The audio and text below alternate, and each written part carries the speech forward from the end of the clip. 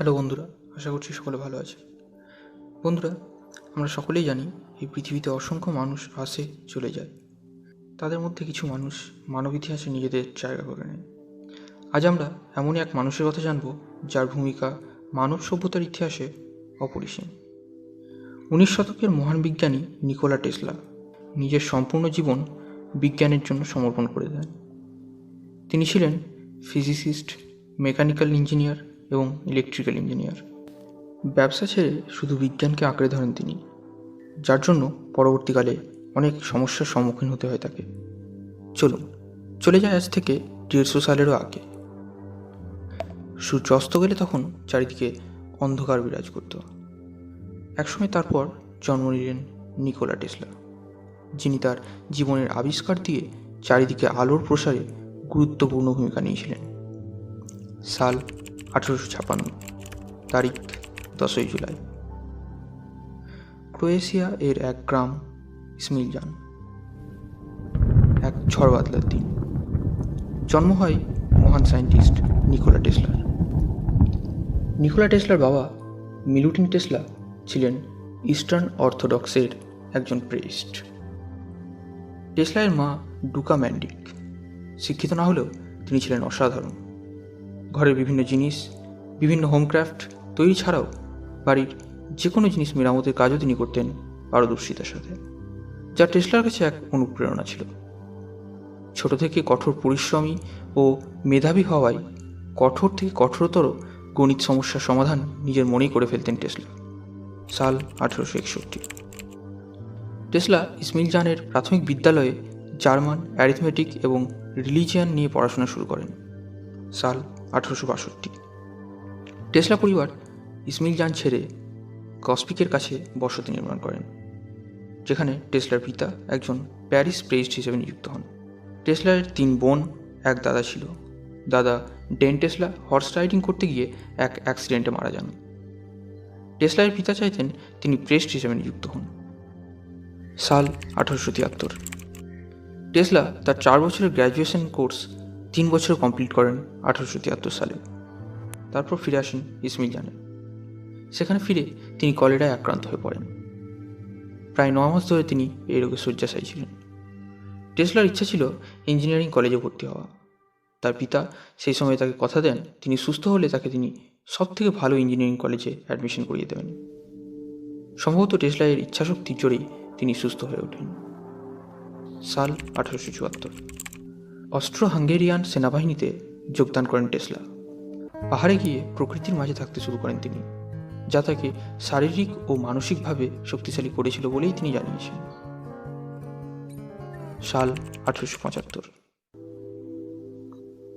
কথা মতো টেসলার পিতা গ্রেজের অস্ট্রিয়ান পলিটেকনিক কলেজে তাকে ভর্তি করিয়ে দেন মিলিটারি ফ্রন্টিয়ার স্কলারশিপের ভিত্তিতে। সাল 1881। পড়াশোনা শেষ করেই একটি টেলিগ্রাম কোম্পানিতে চাকরি পেয়ে যান টেসলা, যেখানে তিনি কমিউনিকেশন ইমপ্লিমেন্টসগুলিতে অনেক পরিবর্তন আনেন। টেলিফোন অ্যাম্প্লিফায়ারকে নতুনভাবে তৈরি করেন, কিন্তু তার জন্য কোনো পেটেন্ট পাননি। টেসলা তার বই মাই ইনভেনশনে বলেছেন তিনি টাইম ট্রাভেল করেছেন, এলিয়েনদের সাথে কথাও বলেছেন। এসব মিস্ট্রিয়াস তথ্য নিয়ে পরে কোনো একদিন আলোচনা করব। সাল 1882। থমাস এডিসনের কোম্পানিতে চাকরি করতে আসলেন টেসলা। থমাস এডিসনের অনেক আবিষ্কারে টেসলা যোগদান করেন, অনেক যন্ত্রপাতির উন্নতি সাধনও করেন। একসময় টেসলা এবং থমাস এডিসনের মধ্যে ইলেকট্রিসিটি ওয়ার শুরু হয়। এডিসনের কোম্পানি থেকে বেরিয়ে তিনি নিজের কোম্পানি তৈরি করেন। তার অনেক আবিষ্কার মানব জীবনে অনেক পরিবর্তন এনে দেয়। তিনি আবিষ্কার করেন এসি মোটর। আমেরিকায় তখন ডিসি এর প্রচলন ছিল, কিন্তু ডিসি কারেন্ট বেশি দূর ছড়ানো যেত না, তাই ইনস্টলেশনের খরচা অনেক বেশি হতো। এসি কারেন্টের মাধ্যমে কম খরচায় অনেক দূর দূরান্ত পর্যন্ত ইলেকট্রিসিটি ছড়ানো গেল। আমেরিকায় আসার পর টেসলা কয়েল আবিষ্কার করেন।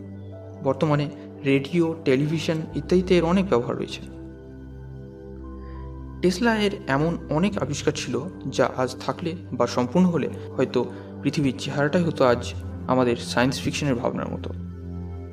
একবার টেসলা সম্ভবত ভুলবশত একটি যন্ত্র আবিষ্কার করে ফেলেন, যা হলো আর্থকুয়েক অসিলেটর। পরীক্ষা নিরীক্ষার সময় অতিরিক্ত ভোল্টেজের কারণে এই যন্ত্র ভূমিকম্পের সৃষ্টি করে। টেসলা বুঝতে পারেন এটি পরে মানব সভ্যতার জন্য খারাপ পরিণতি আনতে পারে, তাই তিনি সেই যন্ত্রটি ধ্বংস করে দেন।